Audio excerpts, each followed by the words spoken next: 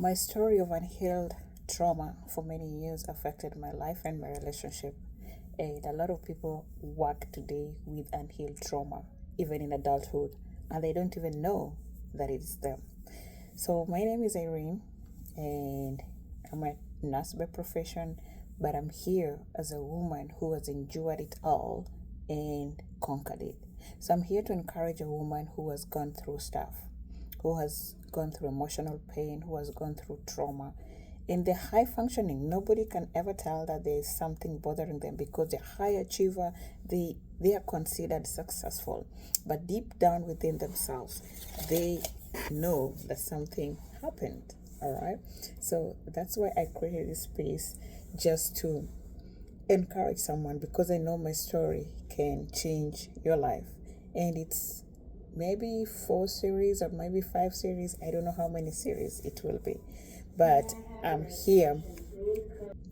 I'm here to share exactly what happened. So I grew up in a very beautiful family. We didn't have much, but we just had enough for ourselves. So I grew up with lovely parents. My dad worked in healthcare. My mom was a full-time housewife who took care of us as a family, and we were very happy. So along the way, around elementary school, things happened, and another person came into our family. So which means we had a polygamous family in elementary school, and this really affected us because what was normal was no longer normal. And most of the times what happens is the kids suffer silently because they don't know how to express themselves, and sometimes the parents try to incite children against each other, against the other parent. So it was a tough time. The moment we start lacking those basic needs that were just like, this is missing, and like, oh, we realize there's no sugar, we need to add up, or we realize we need to buy this. That wasn't happening automatically because now the other person was involved and a lot of care was being given to the other woman. This is my raw story, and I'm not minting anything because I know for us to heal, even for me to be able to open up today, it's because I was already hurt and I healed from this, and now I'm strong and I can do that. Okay. So it went that way in high school, still the same, and being a teenage at the time, it was just hard processing those emotions. And as a matter of fact, I developed a panic attack while still in elementary school, and nobody knew. Where I grew up in, such like mental issues, nobody talked about them, especially if you're a baby, they'll be like, what are you worried about? What are you anxious about? So I suffered panic attack, and they would last for days. Just me holding on to this because I wouldn't tell anyone. My mom was no goes on, like it was so harsh. And I would even share with my dad because at some point he became very busy and available. So I had to battle that. And how being tiny and you're smart at the same time, and how others think like they can bully you because of your size. That is exactly what happened to me. So I was short and very tiny. So most of the time I was a prey. People were preying on me because they knew I was soft. I couldn't do anything. So they really wanted to bully me.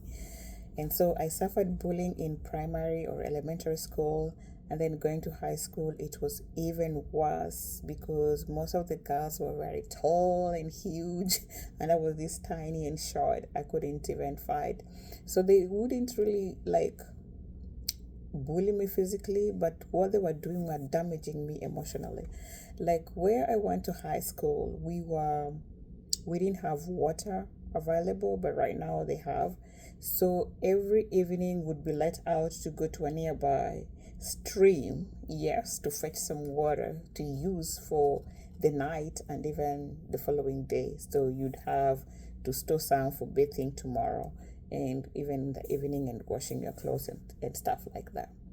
So what they would do, you'd fetch your water, and when you come from preps in the class, you find that somebody already took your water, so you have nothing to bathe. But you'd wash your utensils and keep them safe. When you come to get them for lunch or dinner, they're nowhere to be safe. Somebody threw them under the chair, and you was sleeping like in a hall with multiple beds. So somebody threw it and it went under. So you're like going through the under the bed to check it. Yeah, so it was bad. It was really bad, and that is the point that I actually grew my relationship closer with God. I was born again in elementary school, but you have to be nurtured to grow. And then in high school is when I started fasting because I realized some of these battles I cannot fight on my own. God has to come in. And my very first fasting came in high school. And I remember I fasted for 3 days. I forfeited lunch for 3 days and fasted, and that was cute. People were like, oh, she's not eating, because they just didn't understand. But I was taking that time to pray to God to help me for strength, and indeed I got the answers, and I was like, prayers indeed work. Not like I doubted that prayers worked, but prayers really work. So that worked, and I continue pressing on until I finished high school. Things were not really good when I got home. When there is a dysregulated home system, the children suffer and everybody else suffer. The home became hostile for me because I felt like some of the things that were happening were not right.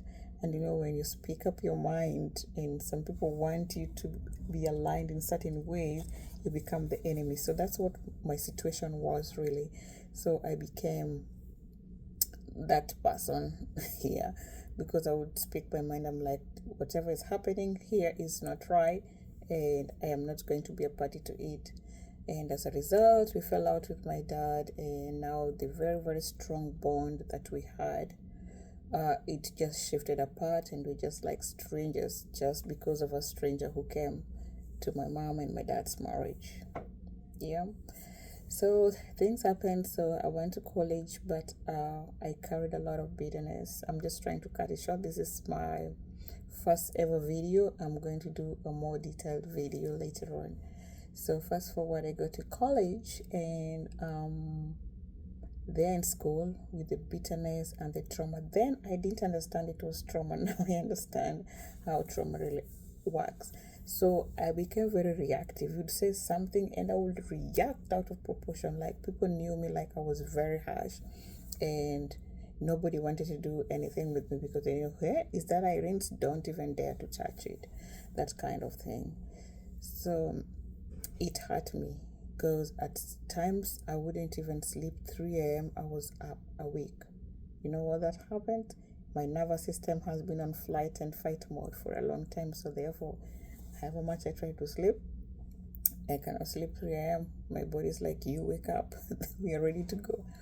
So that happened because I remembered what were happening at home, and every time I remember, like, how is my mom now?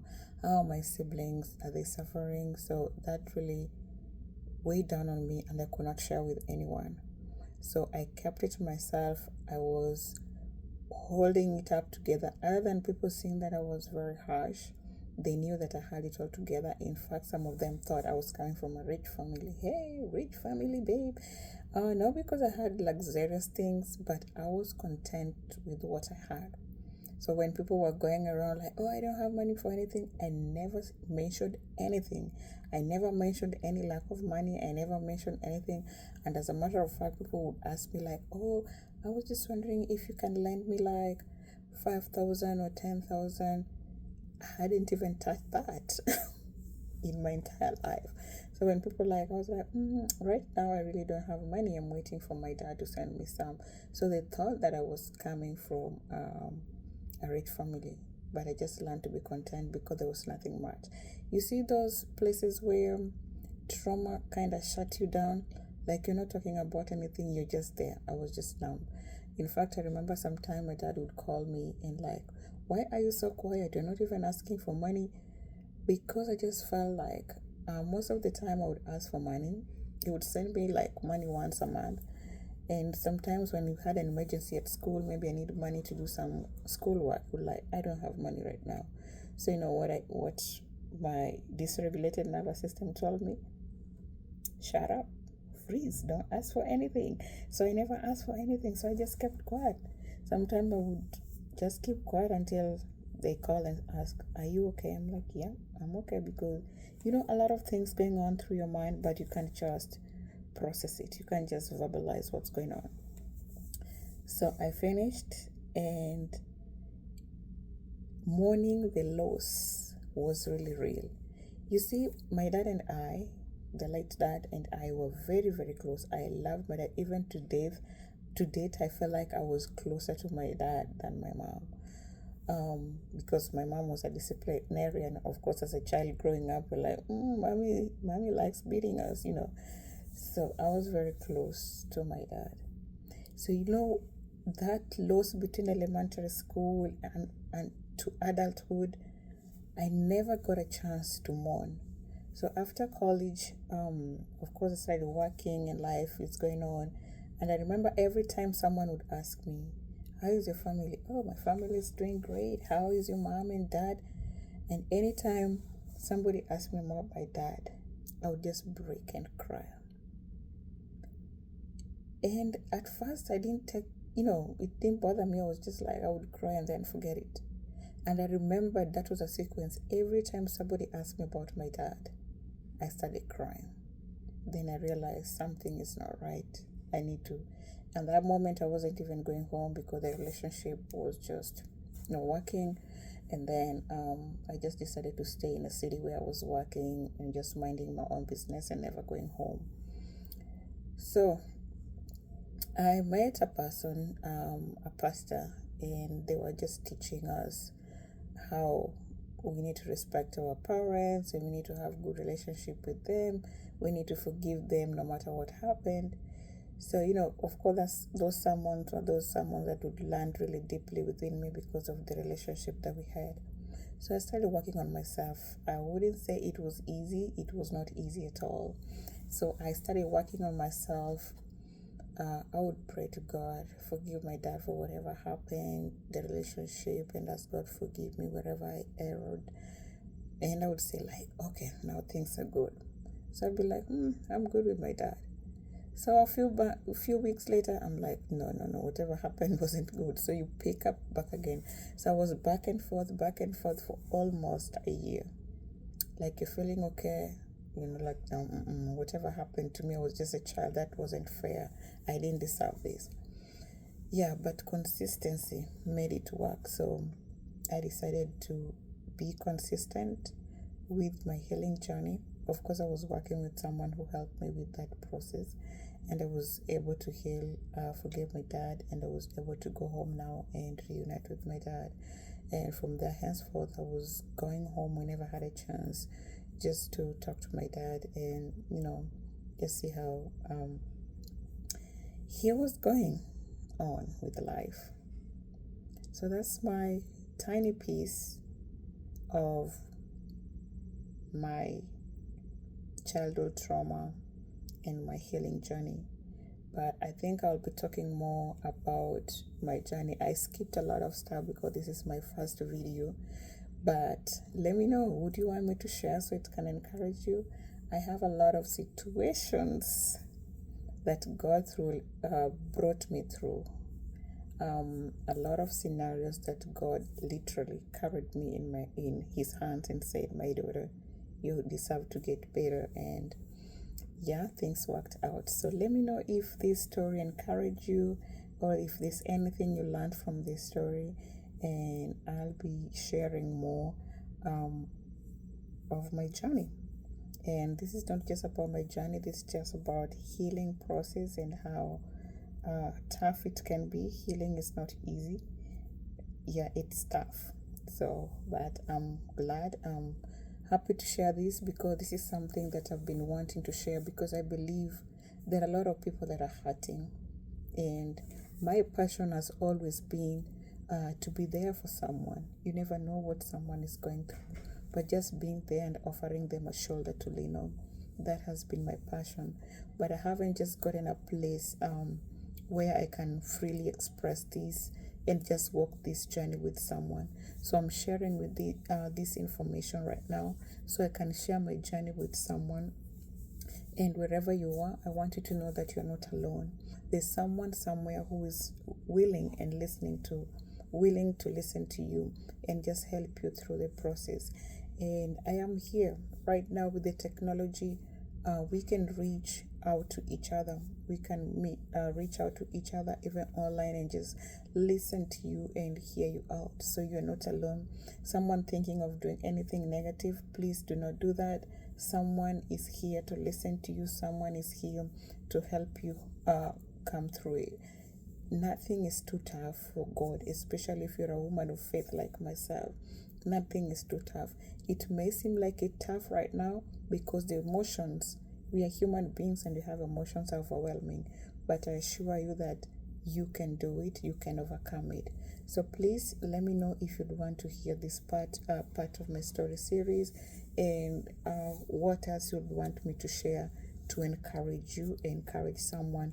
And please, if you see this video, kindly share it with your friend, share with someone who need to listen to it. I'll be so happy. Thank you. Until next time.